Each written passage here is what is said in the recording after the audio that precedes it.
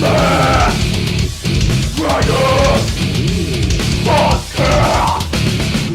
g'day, ladies and gentlemen, and welcome to the third part of the Mad Dragons Vodcast.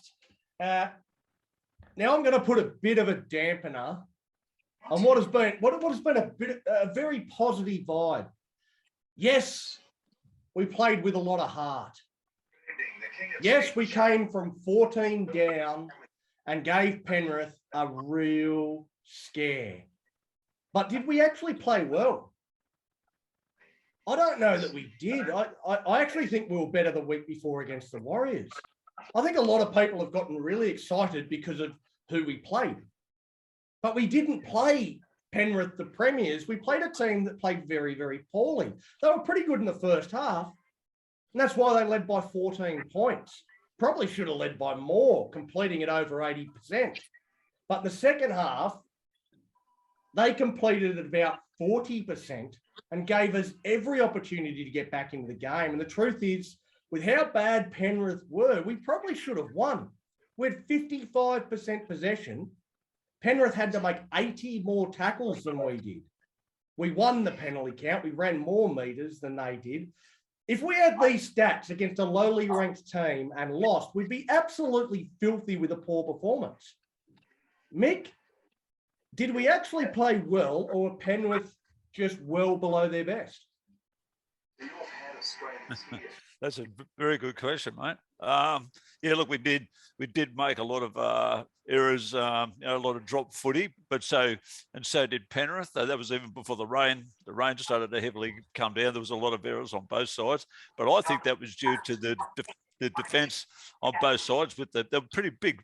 When you're actually at the game, you actually see the heavy hits. You see them on the telly, but when you're at the game, you're a little bit closer to it all. There's a lot of heavy hits going on out there, and sometimes when we're at home, you should have held the ball. Well, yeah, you're not getting hit by three bloody 120 kilo guys, and you're holding the ball like that, and everyone's smashing in the head and hitting you from behind, and it's I don't know. I don't think we weren't as good as what we should have been, but Penrith, they obviously weren't as good as what they should have been. So, in a short, to answer your question, we could have been better, and Penrith could have been better. So we were basically, how am I trying to say it? As bad as Penrith were, we were just as bad ourselves. So the game, we looked even. We looked even in how bad the teams were both playing. If that sort of answers it in some way. Tony, you look like you're busting out of your skin to say something, mate. I think Penrith and the referee made us play like we did. Penrith were offside 95% of the time. They got the rub of the green 95% of the time. Oh, I didn't go there, but I could have. That's right. No, I have to go there. Because that's what happened. The rub of the green didn't go our way.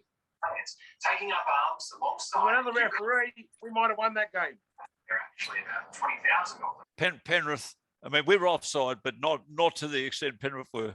The fans where I was sitting, they were going bloody balloon. I was actually starting to think that this referee could get murdered. Like, our fans were just ropeable, and it wasn't a normal game of footy. Our fans were just off their heads, and I was actually looking at the Penrith players. Now, Sutton, a lot of the time, he was 10 metres back, but the players weren't back with him.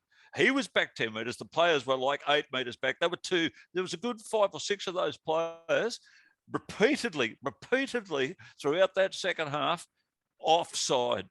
And I'm thinking, my God, we've literally got like 7 metres to 5 metres to do anything. It was the worst referee I've ever bloody seen. And for that guy to think he could get in his car and drive over and he didn't get killed, I find that arrogant as hell, because I've never seen a game so blatantly refereed so badly. And that's got nothing to do with the bunker. He was 10 metres back, and 3 or 4 players repeatedly were standing 2 metres or at least 1.5 metres in front of him. And he let them run up to the Dragons, and they were smashing the ball out of our hands. But when we were back, hang on. Can I ask you this? I just want to ask you. Yes. I just want to ask you, did the Dragons ever try and do that? To be honest, I didn't see us doing it. We could have been doing it, but our crowd was going so off their head. If the Dragons tried to do it, I don't think we did. If the Dragons tried to do it and then we got pinged, then we'd have a complaint. But if we didn't even try, He didn't Yeah, I don't think penalise we did. offside the entire game. He didn't give a shit. He didn't No. look. He wasn't looking for it. He was he barely penalised a ruck infringement the entire game. So Penrith were getting away with a lot in the ruck. It's our fault for not trying to do more in the ruck. It's our fault for not lying all over it. But you say that, Donny, but you know what I've noticed? And like I've watched of the Dragons, like religiously, like I'm sure all you guys have. There's some teams out there that milk everything for all it's worth. They lay all over the fucking ruck. They wrestle. They niggle. They push it like as much as they can. They get a tiny fucking tap on the chin. They lay down and milk it, acting like they're winning fucking Logie Awards. Our boys, they cop it as hard as anyone, and they get up, they play the ball, they keep going. They don't lay around like Jack Bird namely did on Friday night, but our boys get up and they just play the fucking game. They don't. Yeah. I'm proud my team plays in that spirit. But if we're going to play in that spirit, other teams are not. And they're going to lay down and they're going to get penalties, and we can't fucking whinge about it because we play the game hard and we try and play fair and we try and do things a certain way. We try and play in a St. Georgia or a brand of Donny. But you know what? It's like business. It's like business a lot of the time. You can have the most integrity in the fucking world in the business dealing. If the other person that you're dealing with has no integrity, you're going to get screwed every fucking time because your morals are going to get in the way. And that's the problem with the Dragons. The refs bleed on that so much. I guarantee it. I'll give you a Wayne Bennett example. Wayne Bennett hated wrestling, hated the idea of wrestling, hated what Melbourne were doing with wrestling, but he realised that if he didn't teach his teams how to wrestle, he was never going to win games of rugby league. So even though he hated it, he thought it should be rubbed out of the game, that the officials should be doing more, that the NRL should be doing more. They didn't. So he then started teaching his teams how to wrestle, and he's maintained himself as a competitive coach. So just because you don't like something, sometimes you've got to do something. You've got to do things that you don't like if you want to win, if they're not doing anything about it. And until they start doing something about it.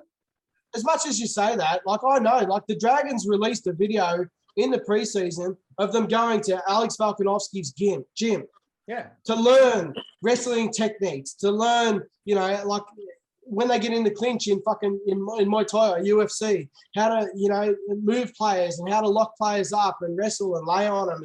Our boys still don't do it. You know what I mean? Like we just want to play footy. We're not interested in wrestling. If you want to be fucking UFC fighters, go and get in the fucking gym. If you want to play footy, fucking play footy. And that's what our boys do. We play footy. And I agree with you 100%, mate. We've got to get that message to the NRL and the lawmakers, and they've got to do something to get it out of the game, because at the moment it exists. Me and Mick were there on Friday night, and we're diehard Dragons fans, and everybody there was diehard Dragons fans. So you're obviously going to get that bias, but Penrith were laying on our players so much longer. You know what I mean? They were wrestling, they were niggling, like they were just, and we didn't get anything for it. Like it's just, and it's so hard not to sound like a one-eyed Dragons fan when you say this sort of stuff. But there really is two standards when it comes to the Dragons, and we said it last year. How we were made an example of in Magic Round on the Anzac Day game. You're like, there's so many. Times when we get made an example of, and I don't know why. I don't know whether the fucking refs hate us, the NRL hate us, other teams hate us, or what it is, but we always seem to get made an example of, and I don't know why. But you know what? If that's what they have to do to beat us, then fuck them. Yeah. I suppose in terms of them playing in the play the ball, mate, would it shock you to learn that our play the ball speed was actually quicker against Penrith than it was against the Warriors? The Warriors, I thought, laid on us way more than Penrith did. Yeah, but it's because we want to play footy. It's the same as what I said 5 minutes ago. We want to play footy. We want to get up. We want to play the ball. We want to play footy. Whereas you can see, teams like Melbourne, especially Melbourne, the Roosters, Penrith. Like they want to slow everything down. They want to wrestle. They want to niggle. That's part of their game. And that's why they're the top team. That might be part of the reason why they're so successful. And if that's the direction that the game's going in, Hook either needs to adapt or the rest of the teams need to get back to playing fucking footy instead of worrying about being fucking world-class wrestlers. Yeah. What are we doing? Are we wrestling, playing UFC, or are we playing rugby league? Yeah. You hit the nail on the head, mate. The Dragons are playing footy, and a lot of the Roosters, the Storm, they're wrestling. They're wrestling and playing footy. Dragons, we're playing footy. Now, Donnie made a bloody good point. We can't really complain if when he said, "Oh, with the Dragons doing the offside thing as much as Penrith." And to be honest, I don't want to be biased. I think I'm a pretty straight fan of an honest bloke. I don't think we were doing it. Then Donnie says, "Well, why weren't we doing it then? If the Penrith were doing it, they were getting away with it. Why weren't we doing it?" And I think it's very simple, though, Donnie. If we were doing it, we'd not just that we're not coached to do it, but if we did do it, but his son's back 10 metres and we were 2 metres in front of him, we'd be pinged, we'd be penalised because we're the Dragons. Then we can complain. That's what we're trying to say. Then we can complain. That's what I think. If you're doing exactly the same, and there's correct. If we're doing exactly the same thing as them, and they're getting penalised, or we're getting penalised, and they're not. Yes. Then I think we've got a cause to really complain and go, please explain. Yeah, but is that really what the game's coming to? That's what the game has always been. It's the same as O'Sullivan. No, the way he laid down and milked that penalty to get Sewer sent off. That is not in the integrity of the game of rugby league. That's a different thing. That's not how you play rugby league. We're fucking tough. We've always played it tough. You don't see us going out there with fucking helmets and shoulder pads and fucking knee braces and all that other bullshit. We're rugby league players. We're tough. We don't lay down and milk penalties to get a fucking player sin bin for 10 minutes just so we can get an advantage. Like, that's bullshit. And if that's what you need to do to win, like, fucking hang your heads in shame. The way that the NRL is approaching this right now is that they are terrified of lawsuits. So anyone that lies down on the ground is going to get a penalty. That's okay. The way so if he laid on the ground for so long, why was he allowed back on in the second half? Well, he went off. He did a HIA assessment and he passed because there was nothing fucking wrong with him because he was active. Of course, there was nothing wrong with him because he hammed it up. So where is the onus? Where is the onus on the players to do the right thing? Mate, there is none. Benny, I'll put this question to you. Donnie, you're 100% correct, and Benny's 100% correct. You're both saying the right thing. So I'll put this question to you guys. And I like what you said before, Donnie. I like the fact that we believe the Dragons play within the spirit of the game. We do the right thing by the game as best as we can, and a few other teams seem to rot it a bit, and they get the favours. And I don't want to be saying that we're saying that from a bias. I just believe that us guys believe that that's actually what happens with the Dragons. Now, would you prefer, if the Dragons were going to play a good, honest, tough game of rugby league and play within the spirit of rugby league and finish 11th, would you rather they finish 11th, 10th, 12th every year playing good, honest, tough, honest rugby league, or a bit of roaring, a bit of cheating and coming 3rd or 4th? 11th. Which I'd take 10th or 11th every year, being straight. I'd rather be a Dragon. I'd rather be a Dragon, mate. I'd rather be a Dragon. I'd rather be a Dragon. And I actually lost 100% every game. I lost a bit of respect for Jack Bird, the way that he fucking hammed it up on Friday night. But you know what? Like, our club has been through a lot more adversity than a lot of those other clubs too. You know, we've gone through the merge. We've gone through, a lot of stuff. We went through Barbecue Gate last year. Like, if that just doesn't show the Dragons fans have a bit of fucking grit, you know, like, nothing will. You know, so I'd rather have that integrity as a Dragons fan and come last. And that's all we want. We want our boys to be consistent. We want them to turn up week in, week out and put in 100% effort. If you win, you win. If you lose, you lose. Who gives a fuck? But play with integrity. And Benny. Play with the pride of the fucking jersey, and that's all we want. We've been stuck in one place for a little while, so we're gonna move on. We're gonna change. Your fault.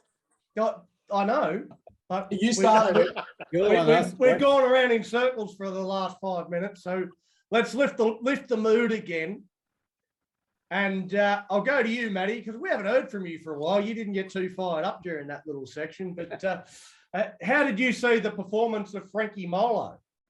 I didn't think it was that particularly bad, to be honest. I think he's pretty solid. I reckon he's a good buy for us. Yeah, I mean, for the 40 minutes they did play, 14 meters for 14 runs for 108 meters, 47 post contacts, 1 tackle break, 14 hit ups. His play the ball speed was sort of round about where the average was, and had a couple of offloads, tackled at 92%. So I think he had a pretty decent game, all things considered. I actually thought this was a fantastic performance from Frankie Molo. I thought his aggression early, I think he was their best prop. Like, he came out, people are talking about Blake Laurie in this game, and I don't understand why they're talking about Blake Laurie and not Frankie Molo. Frankie was way better than Blake Laurie in this game. He was aggressive. He got up in blokes' faces. He smashed a couple of blokes early in this game. Like, he really set the tone for the Dragons that we were not fucking playing. Like, Can I make one argument? Great. Can I make one argument? And Mika will attest to this. When you're watching it at the game, total opposite of what you see on the TV. Frankie Molo would do one hit up, mosey on back, no rush in the world. Do his next hit up, mosey on back, no rush in the world. Blake Laurie would do a hit up, he'd run back to the line. He'd be back there ready to get involved. Even if he was not going to be there, he'd run back and get in, he was in defense. He'd be up, making a tackle, running back. Whereas Molo would make the tackle, mosey on back, and I get it. Like, if you got different frames, you got different speeds of guys, but as far as intensity goes, Laurie trumps Molo. Absolutely trumps him.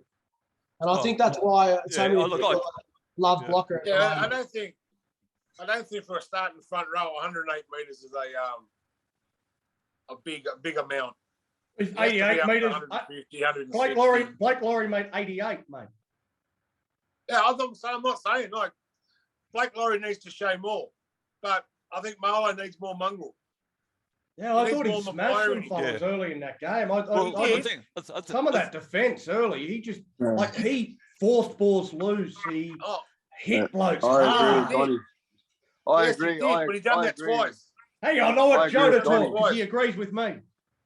I agree with Donnie. Those couple of big hits he did on those guys, man, smashed them. He rattled them. Francis Molo actually had a really, really good game. He wasn't far away. I'm not saying he didn't have a good game. He needs to. He definitely played well, but I think it just but for 40 minutes, I think his stats are okay for 40 minutes. What do you reckon, Donnie? Oh yeah. Well, that's one of the problems with Frankie Molo is that he doesn't have big minutes in him. So 40 minutes is about as much as you're going to get out of him. So I think that's a bit of a concern. He's a big guy, mate. He's a big guy, and as you said, a couple of those hits were bloody solid, mate. But like Benny said, Blake Laurie, for me, when you actually go, as you said, you might be sort of watching it on the TV as much, but Laurie, he makes a tackle, does a big hit up, he gets back onside, he's running back to get onside. Frankie does a big hit, and he wanders back. Now that could be because he's lazy, but he's a big guy. He's just run 10 meters, just smashed a guy, and he's bigger than Laurie, so there's probably more energy being expelled. But just for me, Blake Laurie has a better intensity to get back up to do another either hit up or to do another bloody defensive tackle. But the hits that Frankie Molo does, mate, there were two that we were talking about. They were big hits, mate, and you wouldn't want to be hit by that guy. He's a big guy, mate. And I think that's the thing. Like, what's the benchmark? Do you want high intensity or do you want continual work? Do you want big hits? Do you want consistent tackles? Like, what's the benchmark? You want to mix. You want to mix. It's a great. I think it's a great. A great balance between Molo and Laurie. The different forwards, and they bring different things to the Dragons. And I just like Blake Laurie. He's a Dragon to me. He loves the Saints. He loves the Dragons. He loves being a Dragon. He's the epitome of the Frankie Dragon. Molo couldn't really give a toss about the Dragons. He, Oh, he gonna Frankie start Mullis anywhere just else? playing for a club was Laurie.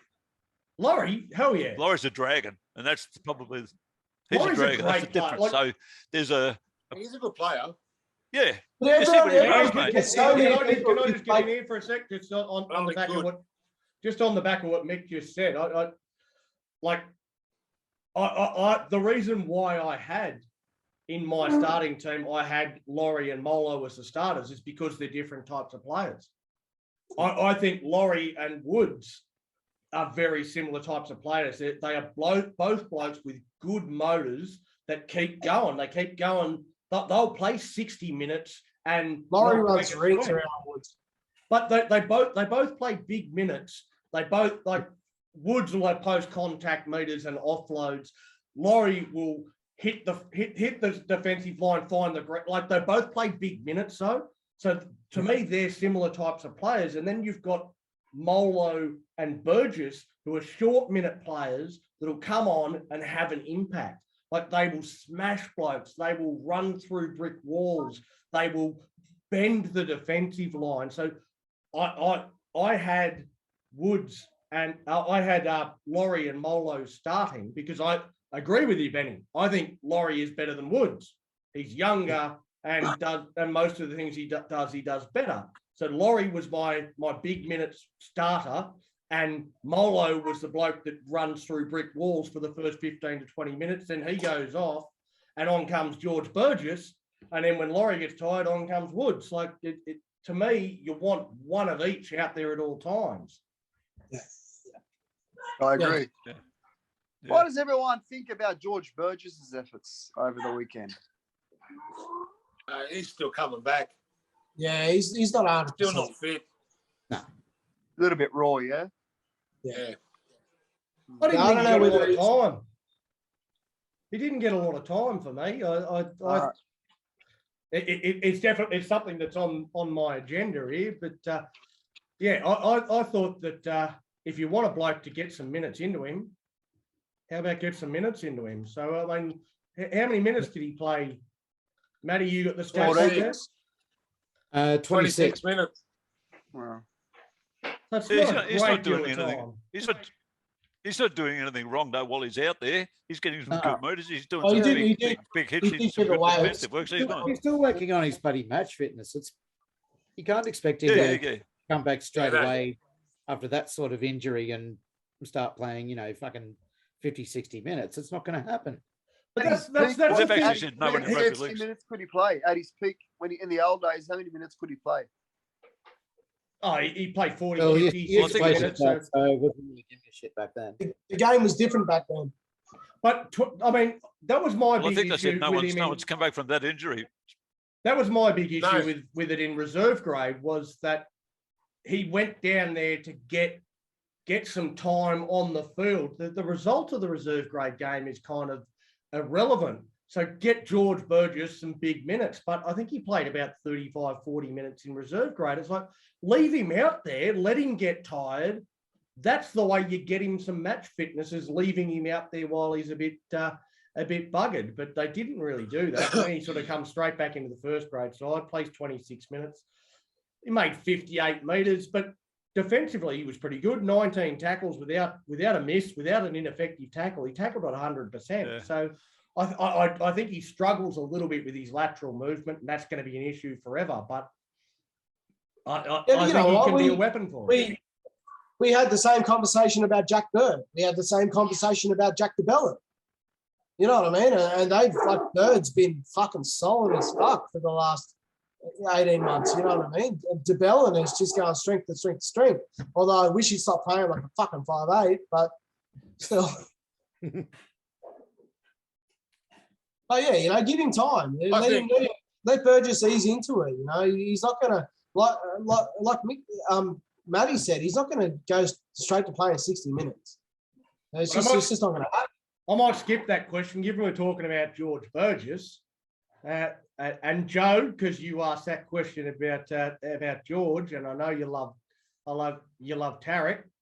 What did you think of Tarek's performance on comeback, starting at lock, all of those sorts of things? Well, I thought he actually played okay. I gave him a point. It was me, by the way, fans who gave him that 1 point. I'm just a Tarek Sims fan. I think that's why I gave him the point. No, but in all seriousness, I think he played really well. He done what was asked of him. I don't know what his stats were. Can someone elaborate, please? Could I have some stats on Tarek? Yeah. What did he run? 11 runs for 112 meters with 20 meters kick return. How many minutes did he play? He played 39 minutes. Yeah, not enough tackles for 39 minutes. Sorry, but I think in attack, one missed tackle. Not a lot. in attack, he was a lot better than he was in defence. But in saying that, though, overall he played solid. He's not gonna look. I know that there's talk he's leaving and he's going to Melbourne or wherever he's going. But the kind of personality he is, the kind of man that he is, he's a man's man. He won't just fold and die and chuck a sookie about his circumstances with the club. He'll continue playing through his skin. So I don't think there's anything to worry about with Tarek. You'll get what you see is what you'll get with Tarek from here to the end of the year, and I think he'll be all right. But I don't know. I think he played okay. He ran over 100 meters, which is good. Last year we were battling to get him over 50 meters, so that's an improvement, some sort of an improvement anyway. True. Yeah, but you know what? For me, he's the same as Kerr. We're still waiting for that big game. We're waiting for that absolute fucking blinder, and it's just not coming. Does it need to be a big game though? Like you talk about Josh Kerr, mate. I mean, does it need to be a big game, or does he just need to play consistently good footy? I think Josh Kerr's played two games this season. Has been fantastic. Like he plays the ball. He plays the ball like half a second quicker than anybody else in our team. He finds his place, gets up, he fights to get up, and he plays the ball quick. Like I'll definitely admit really well. Kerr has been definitely a lot better last season. I'll just elaborate quickly. Is that okay? Just something quickly. Go. There are forwards, and then the backs. I believe the forwards should have a criteria the markers met that they should meet. Each forward has to run this many meters. Each forward has to tackle this many times, and to equal to efficiency as well. They have to have a criteria. With the backs have to bring on the magic.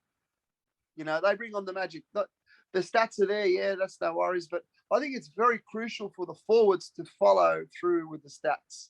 They don't have to do anything big games. They don't, like what you were saying, Donnie. They don't have to have a big game. Just meet the criteria of your stats. But the big games should come from the back line. The hard. Okay, I haven't seen Junior Amon have one kick in play, and he's a half. You know what I mean? Like there's got to be. They've got to have the big games and the sparks. The forwards can kick too. That's the thing that does my head in. He can kick. They're the end room. They just have to provide the stats. You know what I mean? Not necessarily the big game. Just provide the stats. Give us. Okay, so on the flip side of that, pre-season we were talking about how good our forward pack was going to be and how much depth we have and how much the forward pack is going to lay the platform. Have the forwards been impressing as much as we thought they would, or have the backs been impressing more than they thought we would? Than we thought they would. I think the forwards have been fantastic. I'll answer. I think they're both at around 75 to 80% efficiency at the moment. You with me? Yeah. They're both forwards and the backs are about 80% there. That's what my answer to you is. And they just got to clean up that fucking drop ball and their completion rates. And then we'll win 90% of the games. Well, Donnie, I don't know what Josh. My son just gave me a note saying you should talk about how Blocker has never got a try. That's my next point. It's going to be this week. Put your money on. It's going to be this week against. Well, g'day, ladies and gentlemen. Welcome to the marathon session of the Mad Dragons Vodcast. We didn't do it last week, and that's the reason why this one's going a little bit longer than perhaps we would like. Benny, we're 1-on-1. If you could improve one thing in the team, or either with the team as a whole, or with one player, what's one thing you would like to see the Dragons improve? Oh, mate, that's a hard one. I'm actually, like I said earlier, you know, we're one of our Dragons fans, so it's a hard question to answer. But I'm actually really impressed with how we've kicked the season off. If we could cut one thing out or improve one thing, I think it would be ball security.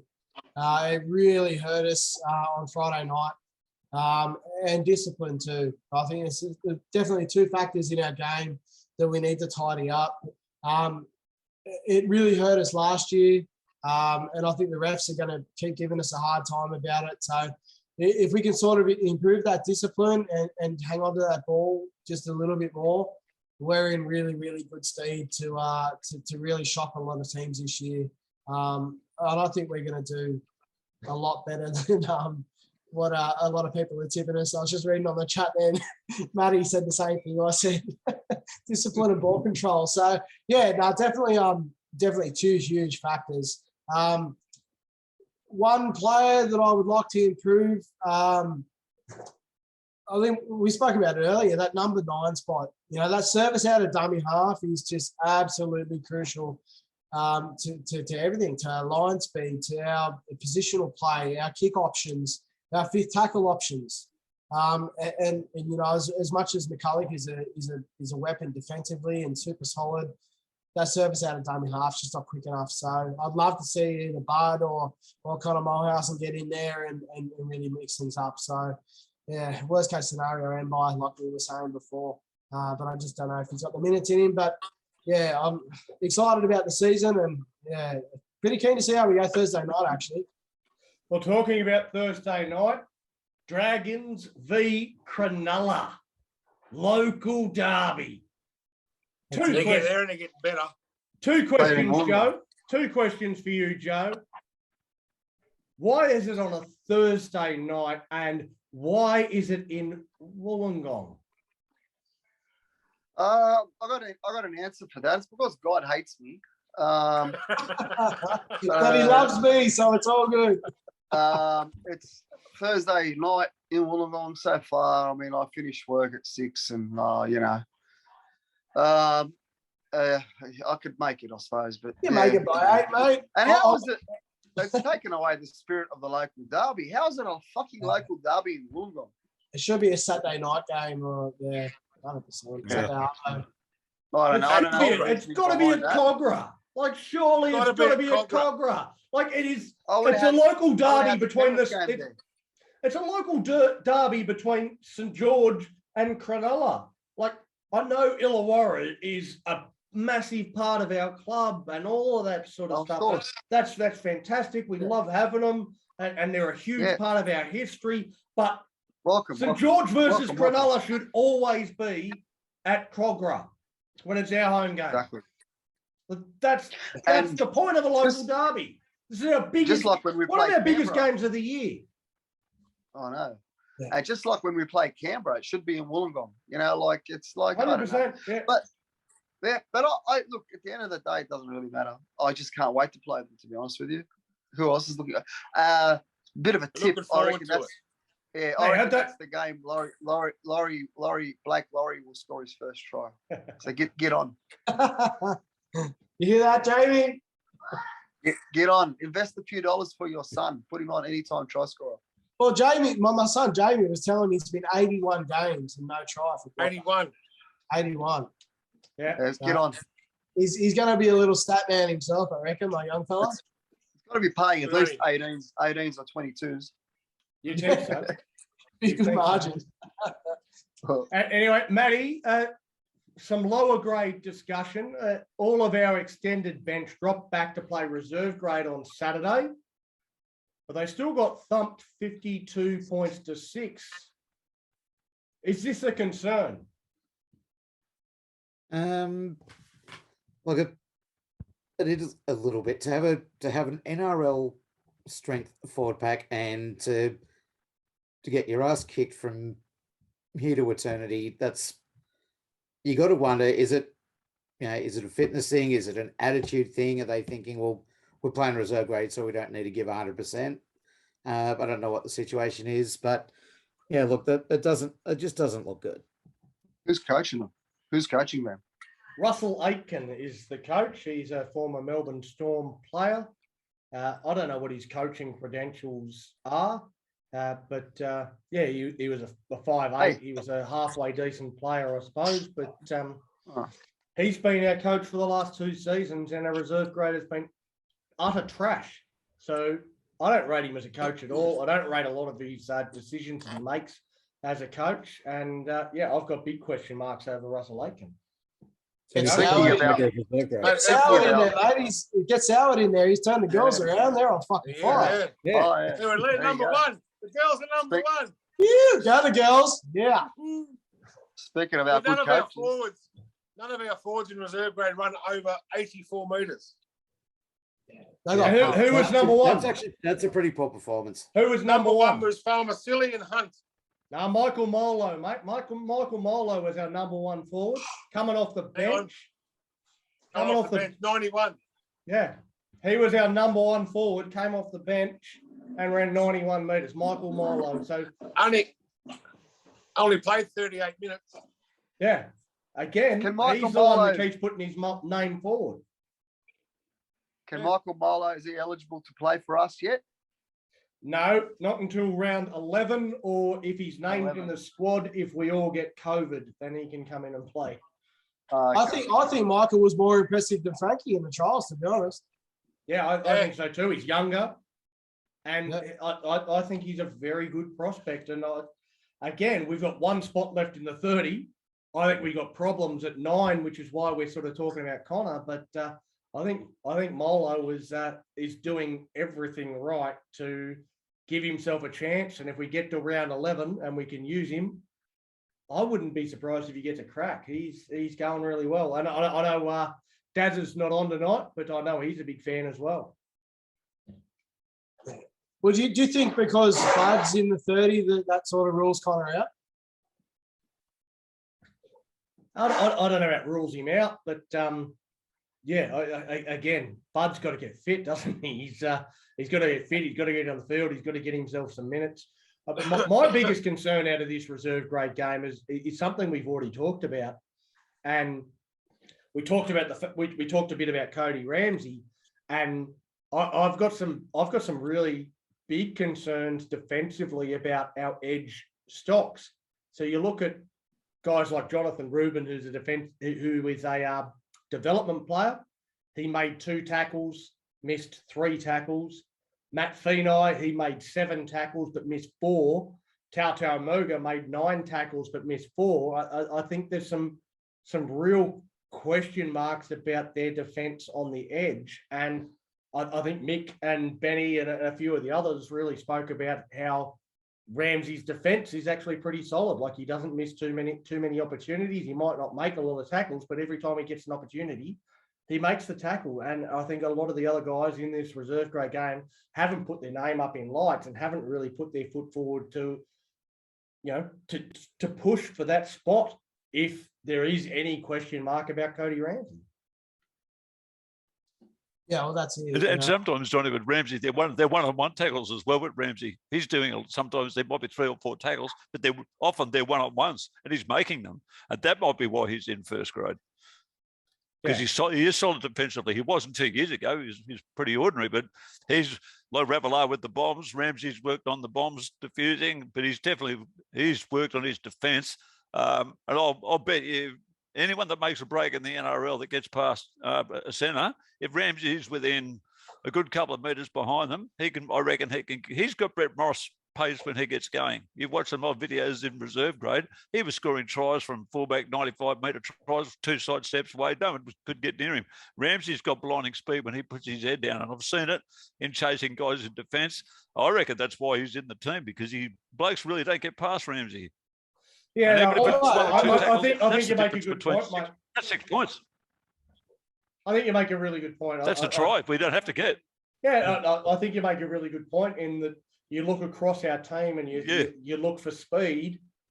There's not a lot there. Like Moses Sully in the centres isn't that quick. I think Zach Lomax is quicker than most people think, but he takes a while to get going, so he's not quick off the mark. Lomax has been average at best this year. He needs his sidestep to get started.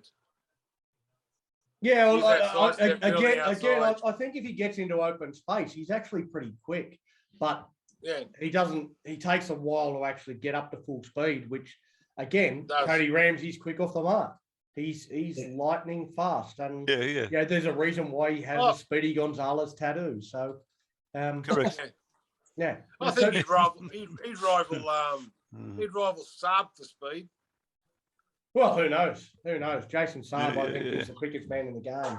I think he's quicker than Josh Adokar. I think he's really quick. And again, Jason Saab's Who another did, guy, though, that takes a lot of time to get going. He's not quick off the mark. His top line speed is as good as anyone in the game, but he doesn't start at top line speed. He's a big guy. So I think Ramsey look at over the first 20 meters is going to get him. Oh, fucking Piggy Riddell was the fastest man over the first 20 meters you've ever seen in your He life. was. Anything after was that, forget about it. So is James Soward. Yeah, exactly right. Fastest So- man in the world over 20 meters, Jamie Soward, wasn't he? But He was. Look. Yeah. He was. Yep. talking about Jamie Soward, he's the coach of the women's team. I know, Joe, you've talked about the possibility of maybe him replacing Russell Aiken mid-season after the NRLW season. I've got to say, Jamie Soward and his women's team are making me eat a healthy slice of humble pie. Because I looked at what we had recruited, I looked at the players we let go, and I was not impressed. I looked at the St George Illawarra women's team, and I thought, well, okay, if you're going to let Jess Surges and Bo Vetti Welsh and Isabel Kelly, you're going to let these sort of attacking weapons go. Okay, no worries. We have our under-19s teams, both of our under-19s teams over the last couple of years have won premierships. Let's bring our juniors through. And that's not what they did. No. And I sort of looked at what they'd recruited and gone, I don't know half of these names. I don't know who these people are. Jamie Soward's an unproven coach who's done nothing. Yeah, it turns out I'm the one that knows absolutely nothing. Jamie Soward's a great bloke, but he doesn't have a coaching record. I was not expecting this kind of season. We beat the Knights 40 points to 4 today. We're sitting on top of the ladder, one game to go against the Roosters at Cogra next Saturday. I've got egg all over my face. Tony, do you think Soward's ladies can win the premiership? I think they can. They've got a good bunch of young girls coming through. Tegan Berry, unbelievable. Well, she is a junior, and she's my favourite player because she's a junior. And you've got Jamie Chapman inside her. Yeah, how good's Jamie Chapman? She's got speed to burn. Well, that's Yeah, but how good? A lot of speed How right good? next to each other. How good is Emma Tonegata? Got the capability of winning the comp. You got Elsie Albert, Kezzy Apps in the front there. And been injured for a lot of the season, Kezzy too. So she's only just coming back. Yeah. This is her first game back from injury. I'll tell you now, but the key is Emma Tonegata. She is a fucking weapon. She is so good. How Absolutely. about Fui Mayano? Yeah, she's a weapon. how good is Mayano. she? How good are the girls going? Love it. Fui Mayano, some of the things she did today, I know. out of this world. I know. Some of those passes out to the wing out to Barnett, I think her name is. And Unbelievable. some of her hits, Tony, and some of her hits too. Oh, She yeah. tackles. She muscles up, eh? She- Elsie she- Albert, how could she? Fuck. She kept passing. She kept giving the long passes, Tony, to the Cannibal out on the wing. It was her first game back from the Cannibal? biting charge. Yeah, first game back from the biting charge. She got suspended for a week for That's biting. right, yeah. Wait, if someone puts their arm in my mouth, I'm going to bite it too. I 100% agree. Like Did you the say arm or something else? I'll cut that out. See, he's always got to do it. No, We were no, nearly no, there. no. We were nearly there, but he no. couldn't help himself. I think the girls can win the comp. Oh yeah. Anyway, comfortably. boys, last question. Last question. I'll start with you, Mick. let's put the Panthers behind us. It's not long. We take on the Sharks Thursday night. Who wins and by how much? Well, I was actually hoping when you asked Benny that question about what would you change, or with the one player you could work on, what would you do? I was actually hoping you were going to address that question on me, because it wouldn't be so much a player that I would change or any particular thing in ball control or discipline. I would simply get the players in a room together and say, okay, boys, before anything was kicked off at the beginning of this year, nearly everybody in rugby league, you were favourites to come last. Now get this through your thick heads. You were supposed to come last. You've just played the premiers. They only beat you by 4 bloody miserable points with a team that was offside for 75% of the game. Okay, I'll be fair. Let's say 60% of the game, they were offside. We had 2 of our players off the field for 10 minutes. That's 20 minutes without 2 players. They only beat you by 4 bloody points. They're the premiers. So you guys need to get it through your heads. You're not coming last. You're not going to be bloody 11th or 12th or 13th. You guys are in this competition up to your bloody necks. So that's what I would be saying to the boys before they run out. When we talk about ball control or discipline, you've just got to simply say to these guys, everyone in the game thinks you guys are shit. They think you're shit. You just proved you're not shit. Because if you were shit, the Premiers would have bashed you by 40. They couldn't even beat you by 10. 10 points with 2 players off for 20 minutes and a team offside for 75% of the game. They couldn't beat you by more than 5 points. So Mick, what am I saying to you? What am I saying? Mick, Let me finish. If you're the players, I'd be saying, what am I trying to get into your head? These players are going to go, shit, you know what? Yeah, we're not shit. We're not going to come last. We nearly beat the... And if that passed away, Max, he slipped in the rain. He slipped, he fell over. If he'd have caught it, we're even. He just fell over. That's how bloody close we are. That's how good the Dragons this year are. We are right in this competition up to our bloody eyeballs. That's what I would be telling the players. If you change anything, change the brain. So because everyone thinks the Dragons, we're crap, we're a shit club, we're coming last, we're no good. We've been in that mindset for a long, long time. Long time. So Mick, what you're saying in answer to my question is you think the Sharks are going to win by 20? No, that's not what I'm saying. That's exactly not what I'm saying. Well, who's going to win and by how much, mate? Well, if you send my speech to the club, or if I go to the boys and they'll all watch this before the game. Mate, we're right up there with the Sharks, mate. We're up there with the Roosters. We're up there with Penrith. We're up there with all the big boys, even though we've got a much lesser squad as far as supposed skill and talent and name and all that. Like Benny said, we're playing good footy. We're playing good, hard footy. We've got a good spirit in the club. I think these boys, and I said it at the beginning of the year, and I'll say it again, if we can keep everybody on the field, we're a top 6. We might even be top.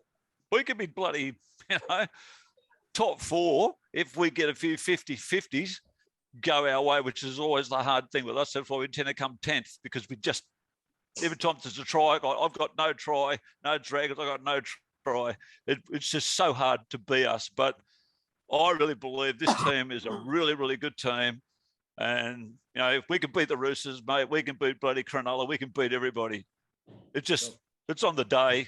It's just purely on the day. But as far as a mental thing, I think we've got a really handicap at the club with how the commentators talk us down, the press talk us down, everybody talks us down, and they're constantly talking everybody down. So it's very hard for these guys to try to rise above it. That's why that game against Penrith,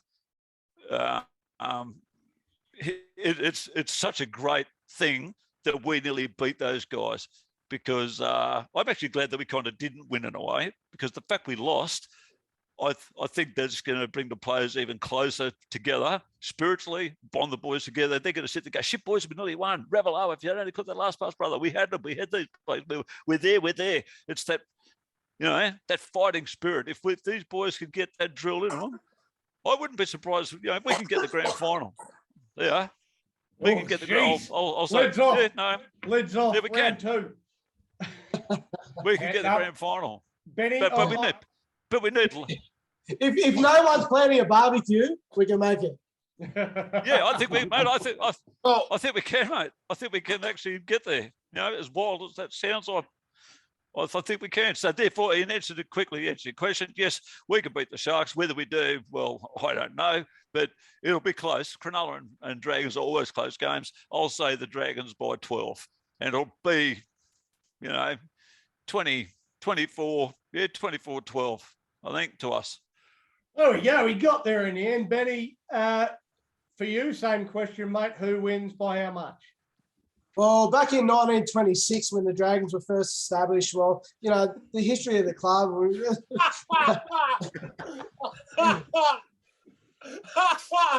Dragons by 26. 26. Yeah, I reckon. Wow. I reckon we're gonna fucking run over the top of them. I just got a feeling. Yeah. Well, it depends who's refereeing. Have we got something again? Yeah, we don't know that yet. We don't even know who we've I got yet. So.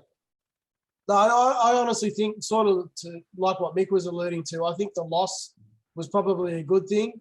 It was that game against Penrith was always going to be the yardstick for where we're at. And I think we were pretty unlucky. We had a lot of calls not go our way. We copped a lot of shit from the refs and the bunker. But like we said, the boys, they huddled together. They played for each other. They lifted. They didn't give up. When we normally would have hung our heads and gone to sleep, we didn't. We played the whole 80 minutes. We played till the end. And I don't think Cronulla's going to have an answer for that. So I'm pretty confident that we're going to get the win, and I think we're going to win convincingly. Fantastic. Joe, who wins by how much?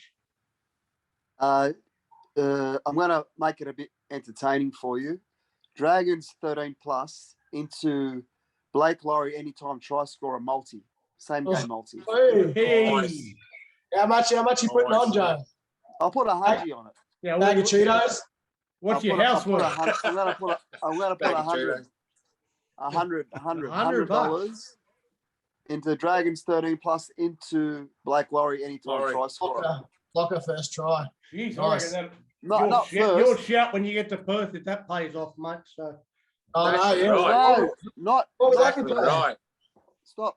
Not first. Anytime try score. Anytime, yeah. Yeah. Not that rich.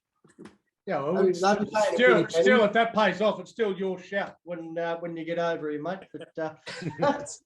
You're going to expect a very If good you shout- birthday present. If you shout us all ticket to Perth, I think. I'll Matty, be on. I promise you, I'm doing it. Matty, who wins by how much? Dragons by 10, case closed. Fair call. Tony, who wins by how much? Well, I think Cronulla have improved 2 weeks in a row. Nico Hines, second time at halfback in an NRL. Is he injured though? Did he got injured with that I'm not cannonball sure. tackle, Right. didn't he? I thought he had an excellent game in his second game at halfback, but I think Dragons by 7-12. Yeah, no, I think Nico Hines might actually be out of the game for the Sharks after be that good. cannonball tackle that won the Sharks the game effectively, the Ray Stone tackle that won the Sharks the game on the weekend against the Eels. I also think the extra day's rest for the Dragons, it might not sound like much, but I think that'll actually prove to be pretty crucial. I think the Dragons and the Sharks they're around about the same sort of place as to where you'd expect them to finish on the ladder for me. And I don't think there's too much between them. I think that extra day's rest, Nico Hines being out, I don't think we're going to miss Andrew McCulloch as much as the media would like you to believe. I think the Dragons will win this one by 12. Nice. Fucking nice. So should I so change my bet unanimous. to Dragons 1-12? Oh, we could win by 13, mate. It's only 1 point. It's your money. You've got a 13 plus. Go for it. Benny's Oh, got no, on you said 26. Plus now, Joe. I might hedge it and go 50 each way. By the way, everybody, gamble responsibly. That's right. All right, boys, it's been a longer one than I thought it was going to be because you guys, you talky. It's great. I love it. You 2 love weeks, your mate. passion. We love You all talking love the Dragons. Dragons. Mick. Not Mick. It's not just Mick. You talked a lot. Like you got going and wouldn't 2 stop weeks. either. So yeah, don't put it all on Mick. We haven't even, Yeah, we haven't even got into the Benny Beef section, so that's coming. You still haven't sent me a video. What's happening with the I Benny know. Beef? Yeah. I just don't know if the fans are going to want it. If the fans want to see me unload for a couple of minutes every week, then let me know because I'd be more than happy to do it. But I think Yeah. everyone wants to see that, mate. Benny go off. I want to see Benny explode. it. You're a little bit too reserved get the, in here, mate. get the beeps ready because there might be a couple. All right. Well, boys, it's been a See yous all on fantastic Thursday. episode. Love yous all. Go the Dragons. Up the-